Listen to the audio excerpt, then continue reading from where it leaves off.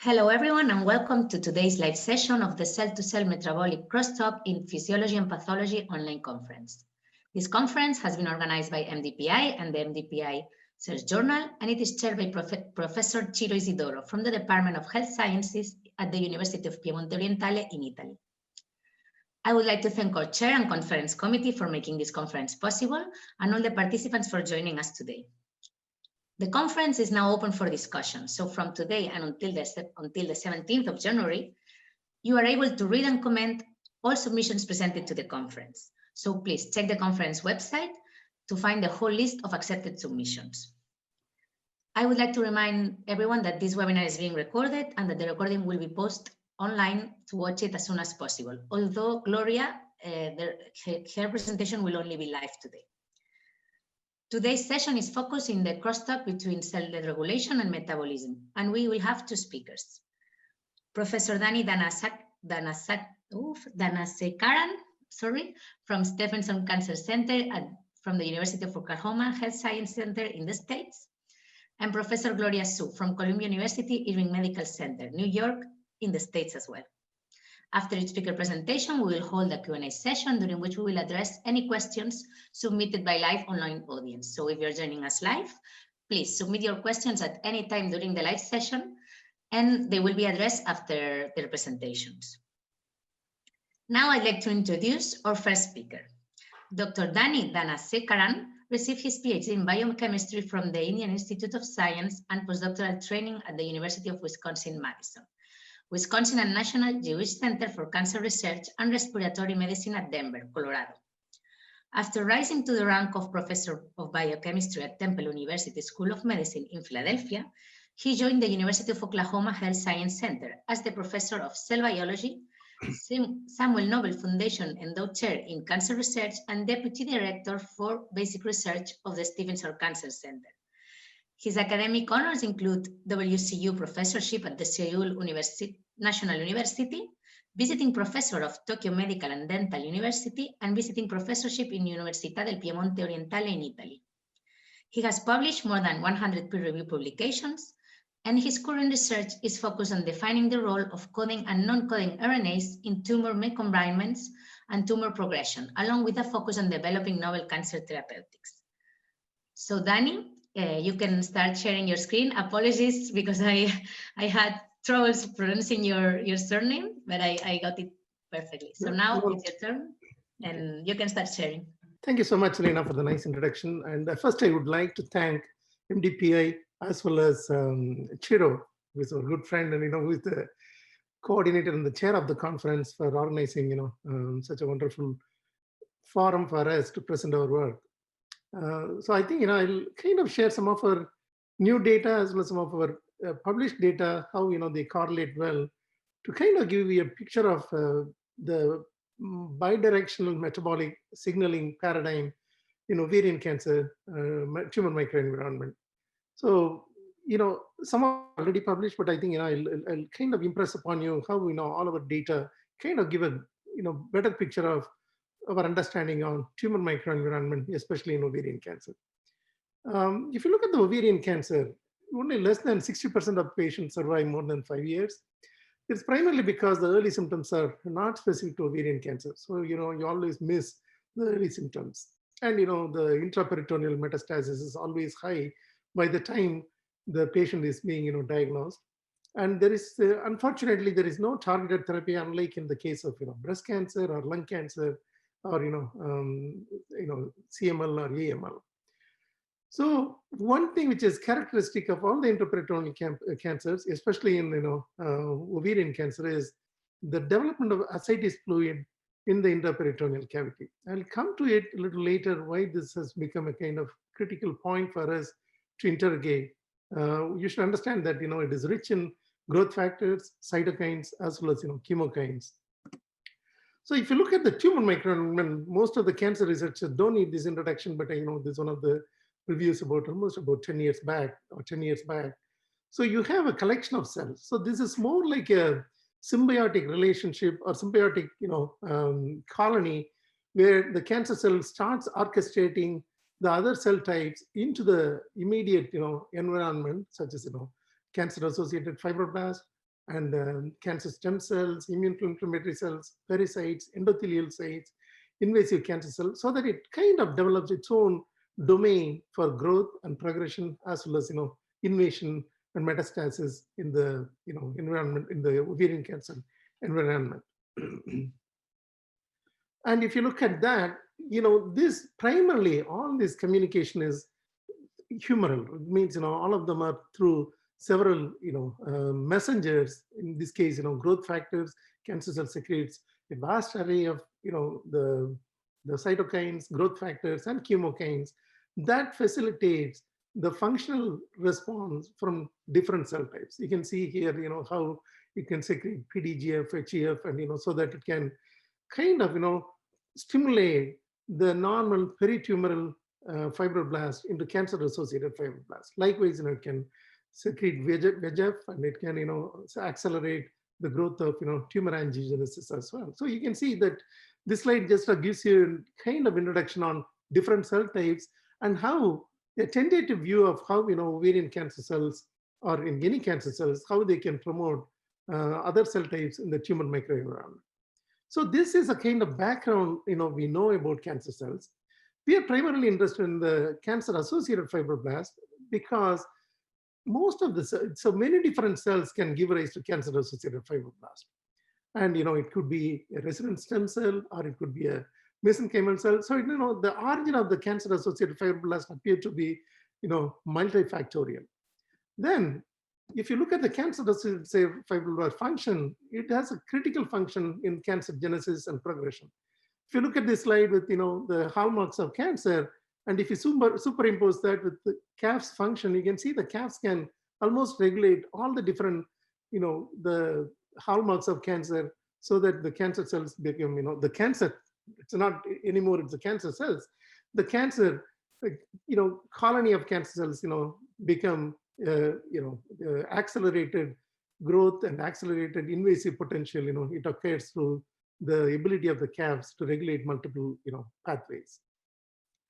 And what we know about cancer-associated fibroblast is normally the cancer cells recruit the peritumoral cells by secreting several growth factors. In this case, the example is TGF beta, also the PDGF alpha and PDGF A and B, that can actually stimulate the cancer-associated fibroblast. But this is not the complete picture. There are other growth factors, and also it is context specific. In different cancers, it can differ significantly.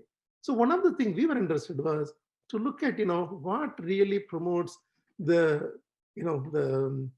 cancer cells to accelerate the transition of normal cells, normal fibroblast, into cancer-associated fibroblast, and also to identify whether there is any weak link in that pathway, so that you can therapeutically target for ovarian cancer.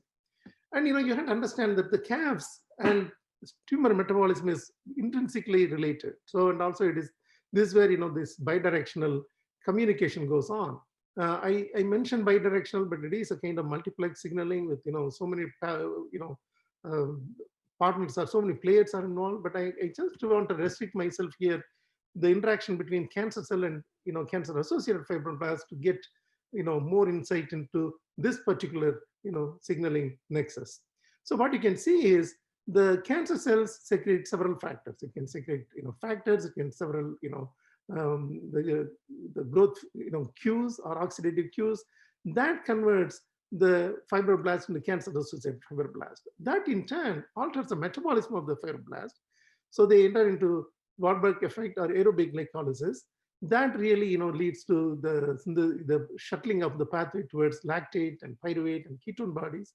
That is being the shuttle back to there are specific transporters in the cancer cells, so they take up this lactate so that they can utilize that for as a building blocks for the growth. And also I think they can also talk to the cancer cells through secretion of several growth factors. So our focus was to identify how does this goes, and what is the earliest event we can identify in the functional as well as phenotypic differentiation of cancer-associated fibroblast. So in order to do that, we resorted to looking at the glycolysis of cancer-associated fibroblast. We used most of we use this Seahar's equipment to monitor the aerobic glycolysis in the calves. So what we did was we took a normal lung fibroblast, and this lung fibroblast, we took, the WOCAR5, that's a cancer cell line, high-grade serous ovarian carcinoma cancer cell line. You took the culture fluid from that cancer cell line and incubate the cells, incubate the lung fibroblast with that. Then, one can monitor two things. We want to monitor whether this culture fluid can, stimulate the transition of fibroblast into cancer-associated fibroblast. Number one. The second one is to look at whether this can also promote a glycolytic shift in the fibroblast. As you can see in this first slide, you can see that once we have this culture fluid, the fibroblast shifts to the aerobic glycolysis. Likewise, when we monitor the markers for cancer-associated fibroblast, slowly, the markers, starts appearing, suggesting this the condition medium is sufficient for promoting the transition of fibroblast into cancer-associated fibroblast, and also it promotes glycolysis. The significant finding we observed was that this happens over days, like, it takes 3 to 10 days to have complete phenotypic transformation of the fibroblast into calves. However, if you look at the metabolic shift, you can start seeing it immediately. This is within, a short time you can see. So one thing, which came out of our study was that probably this could be the earliest event or, functional differentiation of normal fibroblast into cancer-associated fibroblast by the culture medium from the tumor cells or ovarian cancer cells. Then, we looked at, the growth factors. One of the prominent growth factors which is present in the cancer cells, especially from isolating the ascites or analyzing the ascites, is lysophosphatidic acid. It's a small, phospholipid, and it is involved in, it was known to be involved in platelet stimulation and intracellular calcium release. However, later it was found it is involved in fibroblast migration as well as proliferation involved in wound healing. Later studies showed that this is, specifically activates a receptor, which is LP receptor, and also it plays a role in cancer genesis and progression, especially in ovarian cancer. The most interesting thing is the ascitic fluid has a huge concentration. It's almost, micromolar concentration of lysophosphatidic acid. So this, became a potential candidate for us. In fact, we looked at the LPA in ovarian cancer patient-derived ascites. You can see that, as the published data, we also confirmed that, it can vary from anywhere from, 20 micromolar to 100 micromolar. In fact, people have seen almost 1 millimolar in some patients. So having established that this is one potential growth factor that can regulate, we started looking at whether LPA is a kind of master regulator in promoting all these events. So people have already shown the TGF-beta, IL-6, IL-10, and PDGF, they're all involved in promoting cancer-associated fibroblast transformation. Well, our question was whether LPA is the master regulator that induces the synthesis of these growth factors in the ovarian cancer cells, and these ovarian cancer cell derived growth factors, in fact, stimulate the transformation of the fibroblast in the cancer-associated fibroblast. In order to do that, we use this bioplex assay, which characterizes, it's a bead-based assay. It's a multiplex assay. At a given time, we can at least monitor 40 different human cytokines and chemokines.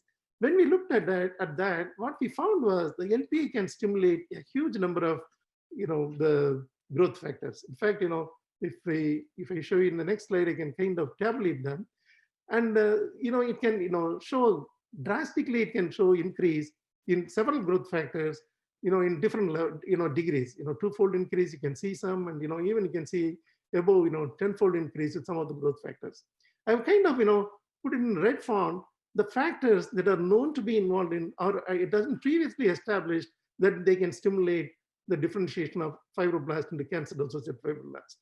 Don't bother about the numbers. These numbers are, the ID numbers for these, the cytokines in the bioplex assay. So, however, what you can see is, that LPA has the potential role in inducing these factors, synthesis of these factors in the cancer cells, so that they can secrete it out and they can, in fact, promote the differentiation of, the fibroblast. In fact, we can also see what is coming out of the MRC5 cells, or that is the lung fibroblast which have used. And in fact, we can see that, in addition to what the cancer cells can do, the fibroblast also starts synthesizing some of the cytokines, including IL-10 and IL-8, IL-6. So, you can see that, cancer cell derived LPA that can stimulate X amount of cytokines. And in turn, the cancer associated fibroblast gets, differentiated, and they start synthesizing several, cytokines. So you can see that, these cytokines can play a role both in the autocrine as well as paracrine signaling, that is, from ovarian cancer cells to fibroblast, and signaling back from fibroblast to ovarian cancer cells.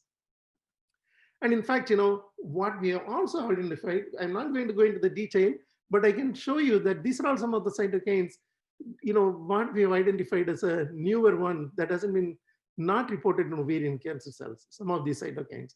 I'll, if you can look at it, some of these cytokines are involved in immune regulation. So in fact, rather than just, regulating the tumor microenvironment involved in cancer-associated fibroblasts, now these pathways, which is initiated by LPA, goes back from the cancer cell as well as the fibroblast in regulating the immune response of the patient in terms of regulating some of the macrophages and T cells through the secretion of some of these newer chemokine which we have identified. Okay, after establishing that, we want to do two things. One is, we have shown so far it is lung fibroblast that was showing this. Now we want to see whether this is present in the ovarian cancer cell. So we looked at two things. One is we used ovarian cancer cell and ovarian fibroblast. And then we also looked at the ascitic fluid, whether that can represent the in vivo or ex vivo factors we have identified using the cell system. So again, we use the Bioplex assay. And what we can show here is that there is we use two panels of, two cell types in ovarian cancer so that, there is cell to cell variation can be minimized. So what you can see is that there is a consensus growth cytokines that is, common to all the ovarian cancers. We have looked at, other ones, ovarian cancers also. Likewise, we looked at, lung fibroblast as well as ovarian cancer fibroblast. You can see that, there is consensus cytokines induced by culture fluid. So showing that there is the consensus cytokine, which is, across any, cancer cells. Then we looked at the ovarian, fibroblast. Again, you can see that, the LPA-induced cytokines in the fibroblast also shows similar consensus with the conditioned medium, suggesting that the LPA in the conditioned medium, because ovarian cancers also synthesize LPA and secretes out. So that is the one which is involved in regulating these factors, which is common factor that is seen in the conditioned medium. After establishing that, we also looked at the cytokines in the ascites. At least you can see 12 of these cytokines. I can go over each of them, but I can show you that most of them are also present in the ascites fluid. So ascites fluid, as I was telling you, it is rich in the growth factors, cytokines, and the chemokine synthesis, the ovarian cancer cells, as well as with the tumor microenvironment. So what we think is the LPA in the ovarian cancer cells and the LPA in the ascites fluid stimulate the synthesis. And so our ex vivo identification closely correlates with the patient-derived, ascites, phenotype what characterization we have seen.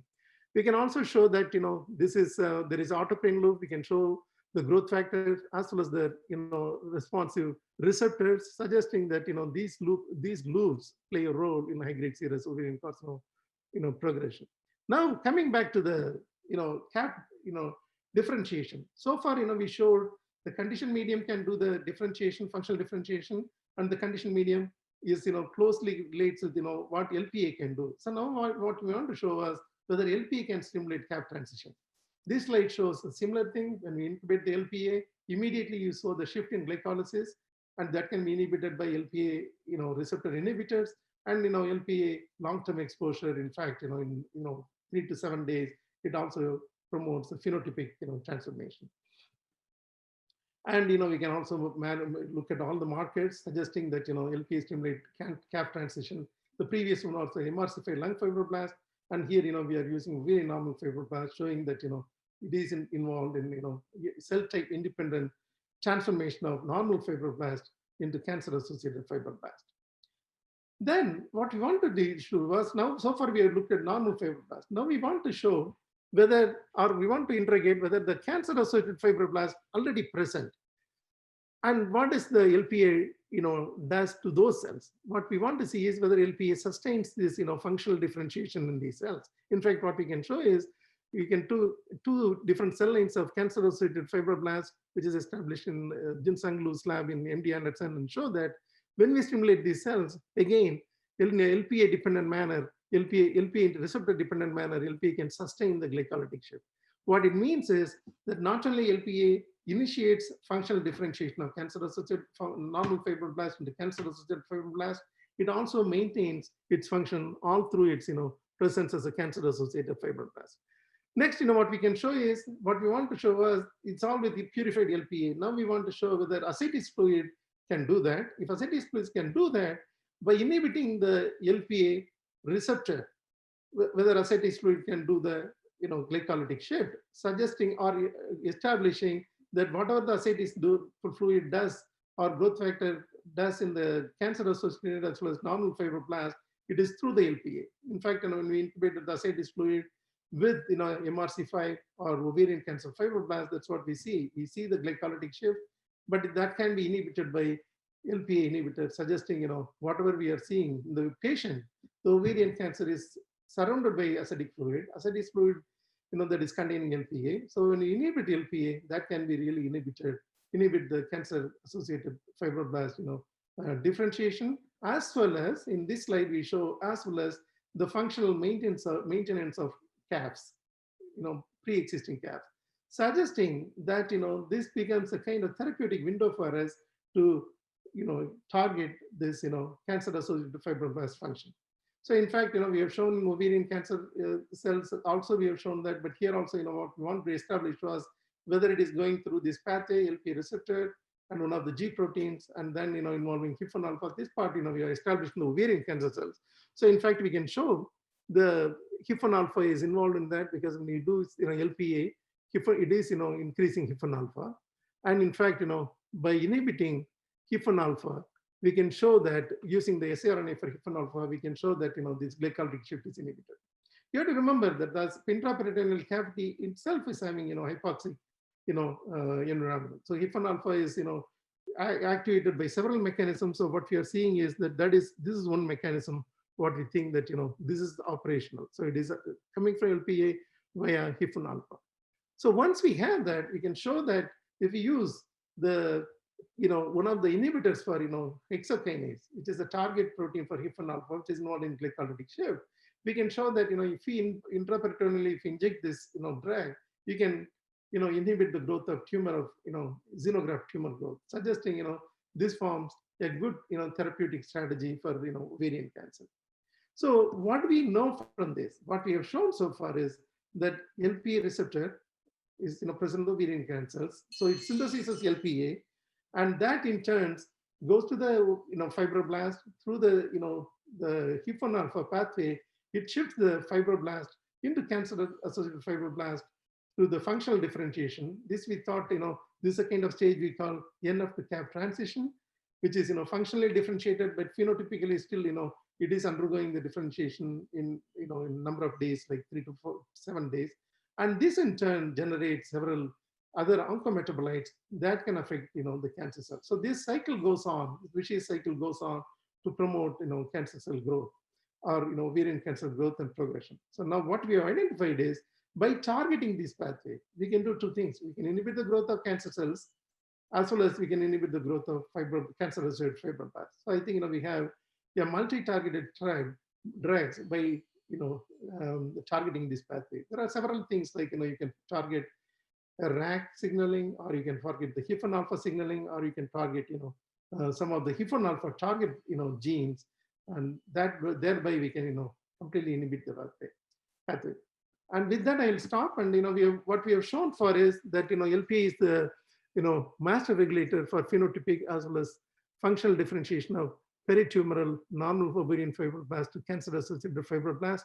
We also demonstrate the role of LPA in sustaining the oncogenic phenotype of the cancer-associated fibroblast, and we also demonstrate that this nexus can act as a potential candidate for the development of a multi-target drug therapeutic strategy in ovarian cancer.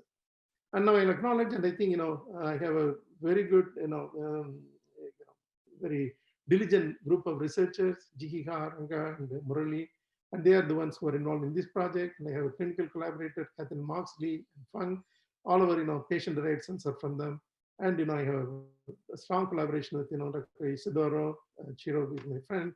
And, both these studies, we have collaborated a lot in, brainstorming sessions through, WhatsApp and Skype.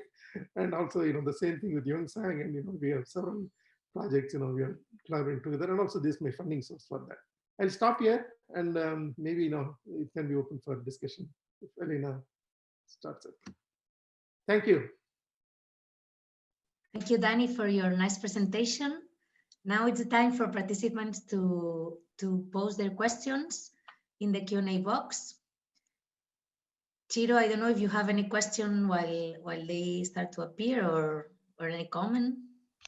I'm here. Well, if I have a comment, of course, I was impressed of these data.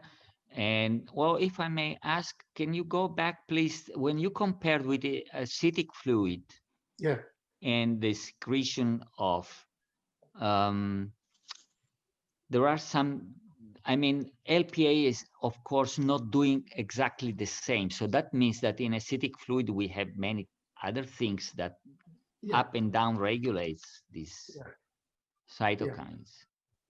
Yeah. And also, if you can see the graph or the profile, I didn't tabulate them. I thought, we can put it as a, but if you can look at this, each of the bar represent, one patient. So you can see that, it is not the same. Some patients have, high upregulation of, the ITAC, and some patients, just to show the basal levels.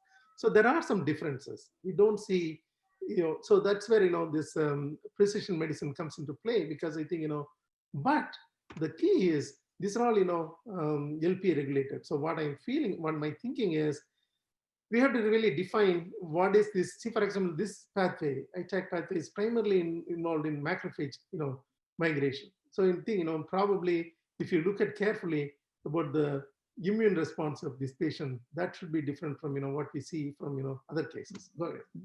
But my point is this: were these patients somehow grouped for genetic background in terms of some oncogene or tumor suppressor gene deletion? Like, are they P53 mutated? Are they, because the possibility is that this difference comes because of different stage, for instance. So what can you say about that?